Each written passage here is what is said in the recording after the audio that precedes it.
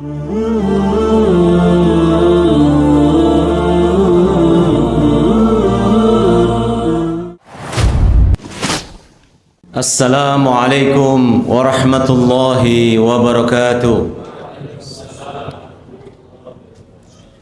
Alhamdulillah alladzi addabana bi syari'atihi wa amarna bi ittiba'i rasulih fi sifatihi wa akhlaqihi. Asyhadu an la ilaha illallah al-qahiru fawqa ibadihi wa asyhadu anna Muhammadan abduhu wa rasuluh al-mab'utsu li sa'iri ummatihi. Allahumma fassalli wa sallim ala hadzal nabiyil karim nabiyyina Muhammadin wa ala alihi wa ashabihi. Amma ba'd.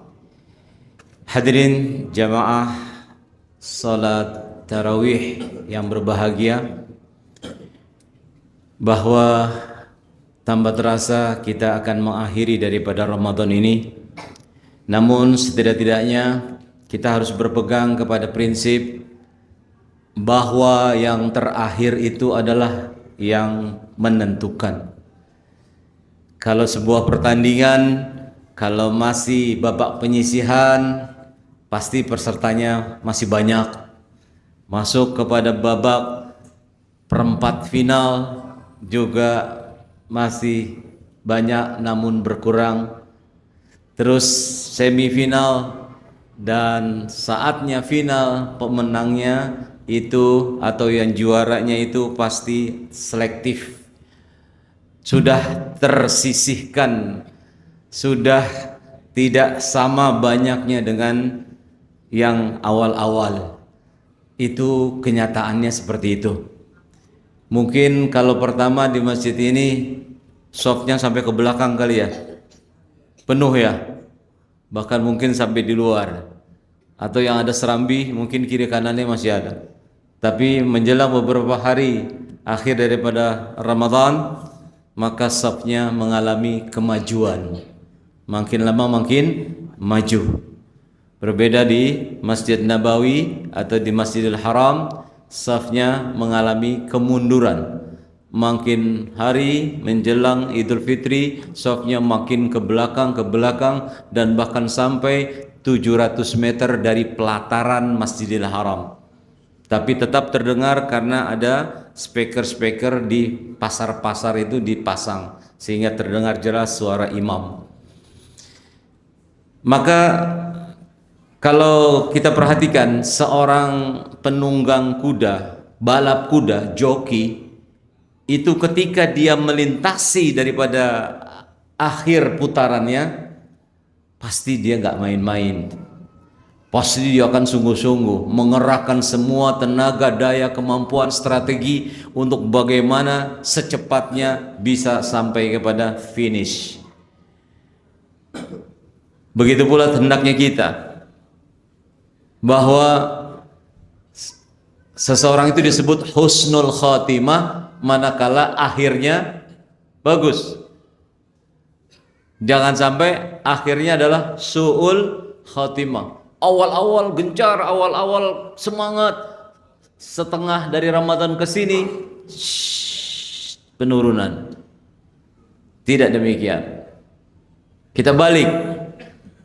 Nabi SAW mencontohkan, masuk 10 malam yang terakhir, Nabi bertambah semangatnya untuk ibadah, menghidupkan malam-malamnya untuk ibadah, mengencangkan ikat pinggangnya. Apa arti mengencangkan ikat pinggang? Halo? Yang bisa jawab boleh pulang duluan. Apa artinya mengencangkan ikat pinggangnya?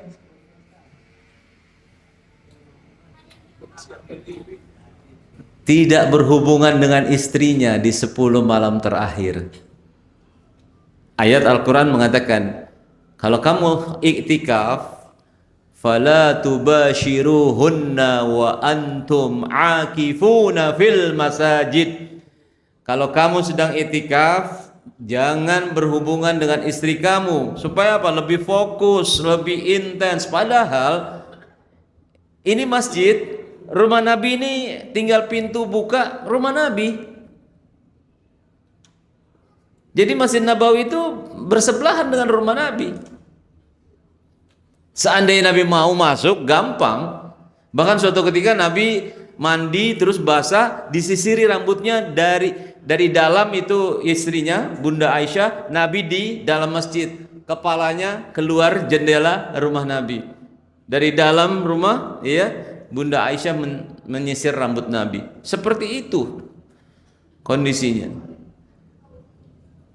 Jangan sampai malah justru akhir-akhir Ramadan sibuk dengan bisnisnya, sibuk dengan pulang kampungnya, sibuk dengan warawiri entah kemana, nggak jelas. Bahkan malam-malam daripada Ramadan bukan dipakai untuk masuk ke dalam masjid, ngobrol, begadang di pos ronda sambil main gaple.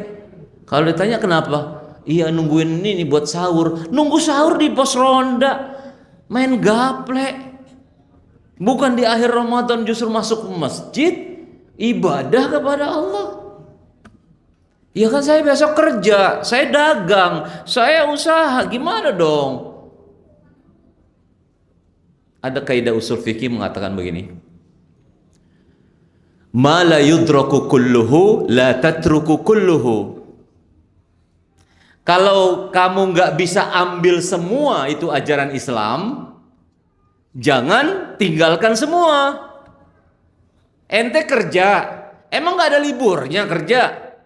Ada dong, Sabtu, Minggu libur. Nah, masuk malam Sabtu, masuk malam Minggu, kan besoknya libur.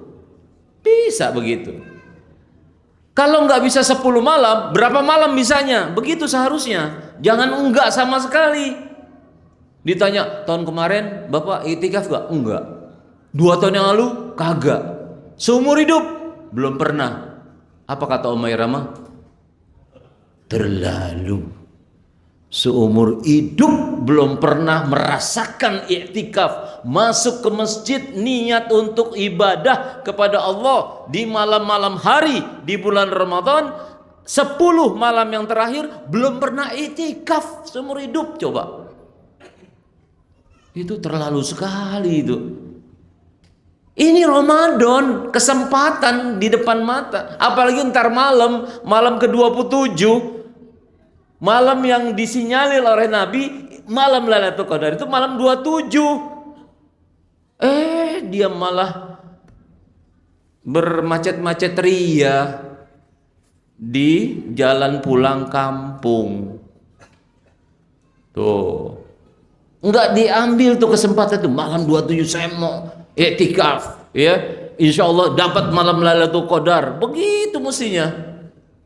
Tadi saya baca informasi siang hari tadi di kilometer 156 arah tol Cipali itu udah macetnya 14 kilometer. Macet 14 kilo di jalan tol udah macet, nggak gerak. Coba bayangin, dibela-belain tuh, ya, nggak bisa dicari waktu lain, pagi misalkan subuh jalan gitu. Tapi malamnya ibadah kepada Allah Subhanahu wa taala. Nih, ya. Padahal mohon maaf ya, adakah jaminan tahun depan seseorang ketemu Ramadan lagi? Ada? Ada jaminan nih, antum nih udah tercatat nih, tahun depan Ramadan ente masih bisa nih hidup. Ada? Ada jaminan begitu? Enggak ada. Kalau nggak ada, jadikan ini maksudnya adalah sebagai Ramadan kita, tanda kutip terakhir.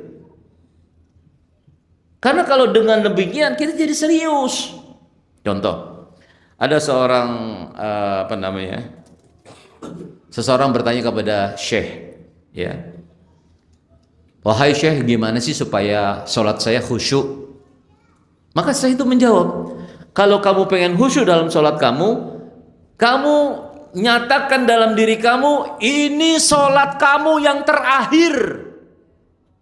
Kira-kira kalau seseorang meyakini bahwa ini sholat saya yang terakhir, masih bisa main-main gak?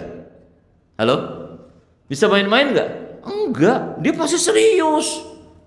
Nah, kalau kita yakini bahwa jangan-jangan ini Ramadan saya yang terakhir, kalau gitu saya gak boleh main-main, saya gak boleh menyanyiakan waktu, Saya harus fokus, saya harus maksimalkan waktu ini. Tuh. Apa yang dilakukan ketika i'tikaf? Ya, mulai dari sekarang ini. Salat Isya berjamaah. Kata Nabi, siapa yang salat Isya berjamaah seperti melaksanakan salat malam setengah malam. Tuh. Dilanjutkan nanti salat subuh berjamaah di sini lagi karena i'tikaf, tinggal di masjid. Maka siapa yang salat subuh berjamaah, maka dia seperti melaksanakan salat malam semalam suntuk. Bayangin tuh. Udah dapat tuh. Apalagi qiraatul Quran, baca Quran. Apalagi salat malam. Nanti salatnya dimulai jam berapa, Ustaz? Ustaz, jam berapa salat malam? Jam 2. Mulai salat malam jam 2, mungkin sampai jam 3 kira-kira. Kata Nabi apa? Siapa yang salat malam dan ternyata itu adalah malam-malam Lailatul Qadar, maka insya Allah diampuni dosa yang terdahulu dan yang akan datang. Subhanallah. Kalau yang terdahulu mungkin kita sudah paham, oh kita sudah pernah berbuat dosa maksiat, diampuni, wajar. Ini yang akan datang pun diampuni. Maksudnya apa? Kenapa? Yang belum terjadi termasuk diampuni, maksudnya apa? Coba. Kenapa kok bisa? Kita belum melaksanakan dosa, kita belum melaksanakan maksiat diampuni. Maksudnya apa? Insya Allah dijaga oleh Allah sehingga kita tidak seperti tahun-tahun yang lalu. Begitu selesai Ramadan langsung maksiat lagi, ya, korupsi lagi, curang lagi, ya. Enggak begitu. Itu tandanya Ramadannya benar.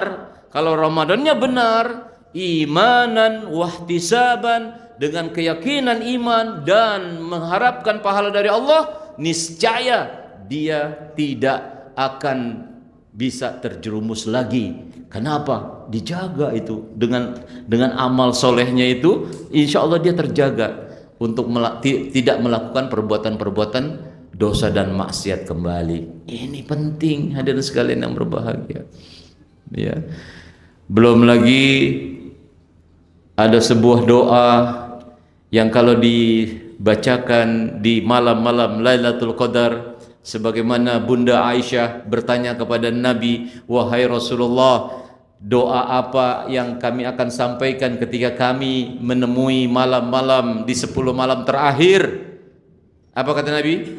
Allahumma innaka afuwun tuhibbul afwa fa'fu anni. Kalau sendiri, ya. Kalau jamak biasanya fa'fu anna. Allahumma innaka afuwun, ya Allah, engkau zat yang maha memaafkan. Tuhibbul afwa, engkau maha memberi maaf. Fa'fu anni, maka maafkanlah aku. Hadirin, saya akan sampaikan di sini perbedaan antara kita minta maaf kepada Allah dengan memakai kata-kata ghafara yaghfiru. Dalam bentuk doanya adalah Allahumma gfirli, misalkan gitu ya. Ada kata ghafara, dan Allah maha pengampun. Allah bersifat maha pengampun, artinya apa? Ghafur. Iya. Halo Mas, jangan senderan Mas. Kalau senderan cepat pindah ke alam lain. Maksudnya tidur ya. Oke. Jadi ghafara artinya apa? Mengampuni. Allah maha pengampun, Allah ghafur. Nah, satu sisi afu, mengampuni juga. Apa bedanya? Begini. Kalau kita berdoa kepada Allahumma gfirli atau Rabbana gfir lana zunubana, insya Allah diampuni sama Allah. Insya Allah diampuni sama Allah. Tapi subhanallah, kalau memakai kata-kata ghafara, diampuni sama Allah, tapi catatan amal kita masih ada. Nah, Ustadz hafal nih ayatnya nih, ya. Dalam Al-Quran dikatakan apabila manusia nanti ya sudah sampai kepada pengadilan Allah, wa nukhriju yaumal qiyamati kitaban yalqahu mansyura. Nanti akan diberikan kepadanya satu kitab yang dalam keadaan terbuka. Iqra kitabak, kata Allah, baca sendiri oleh kamu kitab kamu, catatan amal perbuatan kamu. Kafa binafsikal yauma 'alaika hasiba. Cukup kamu yang saat ini membaca, menghitung daripada amal perbuatan kamu waktu di dunia. Dibaca sama dia. Ya Allah, kenapa saya tanda tangan BOP ya? Ya Allah, kenapa saya ikut Yahudi ya? Ikut kesepakatan sama Yahudi, padahal Yahudi ini nyerang Israel. Ya Allah, kenapa saya memasukkan barang-barang produk-produk yang tidak halal? Itu, ya Allah, kenapa aku korupsi? Ya Allah, ada semua, ada semua.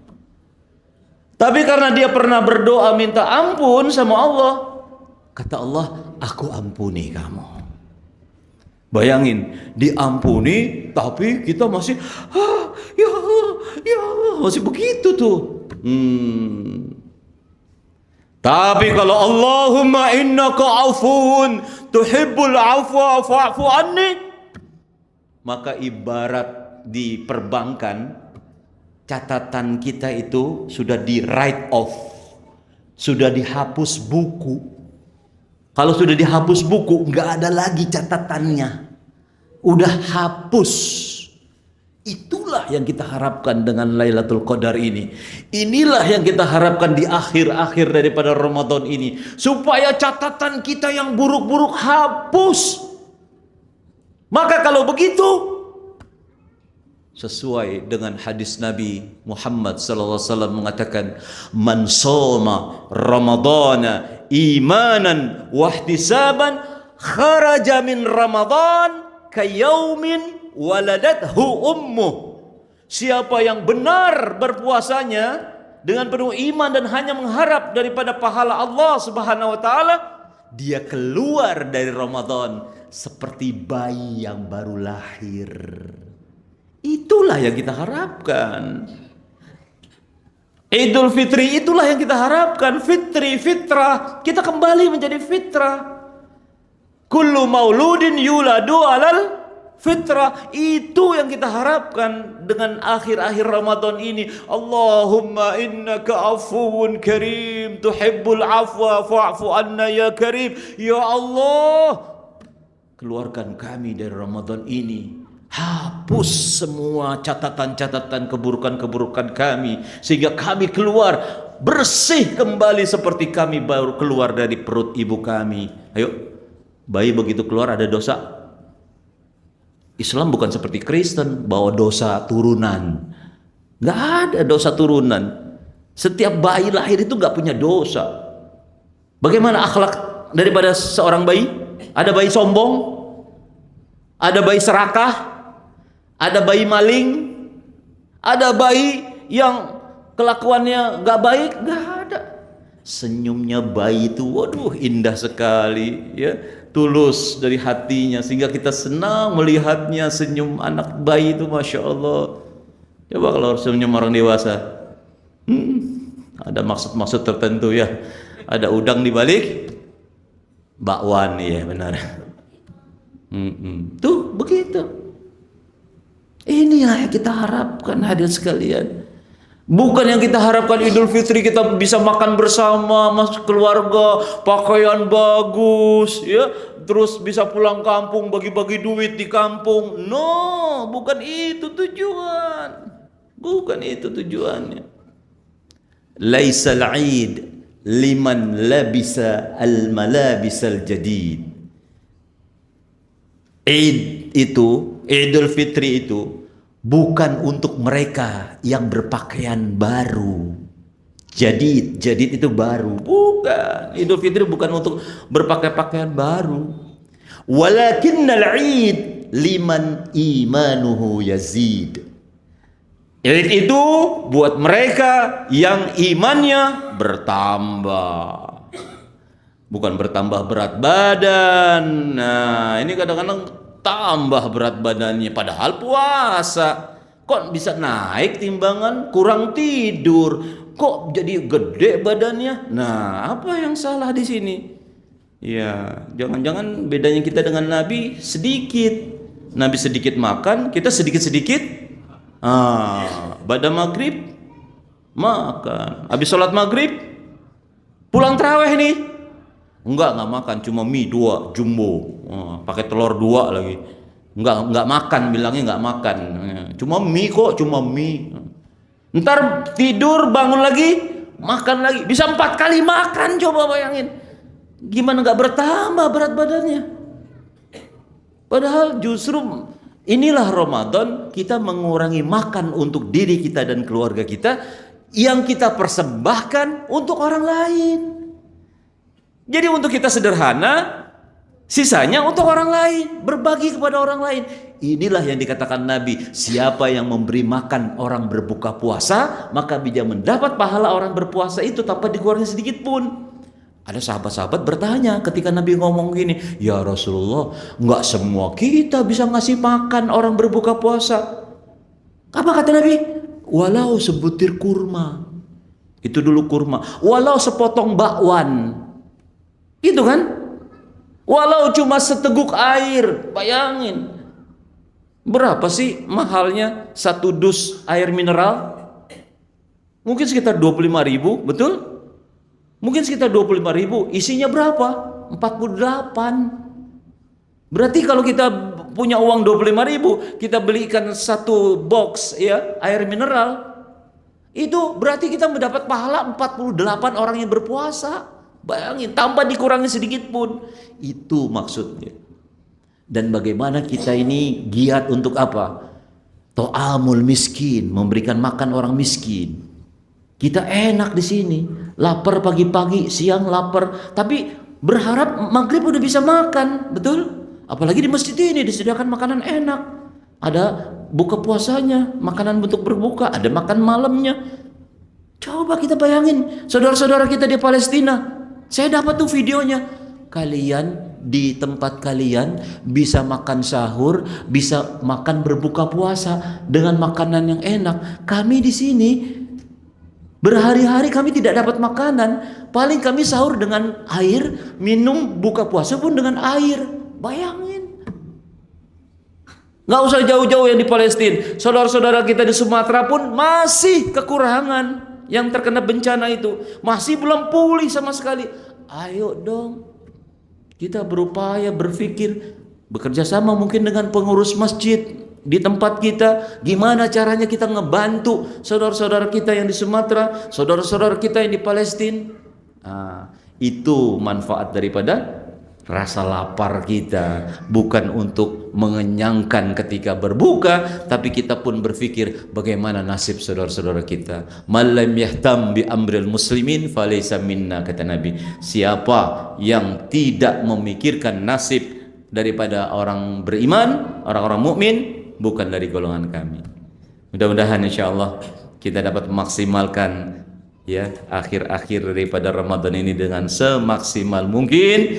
Insyaallah kita mendapatkan malam Lailatul Qadar, malam yang lebih baik dari 1000 bulan, bukan sama dengan 1000 bulan, lebih dari 1000 bulan. Kalau lebih dari 1000 bulan berarti bisa 2000, bisa 3000, bahkan bisa lebih.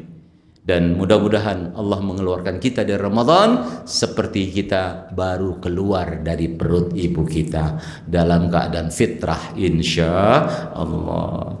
Subhanakallahumma bihamdika asyhadu an la ilaha illa anta astaghfiruka wa atubu ilaik. Hadanallahu wa iyyakum ajmain wal afu minkum. Wassalamu alaikum warahmatullahi wabarakatuh.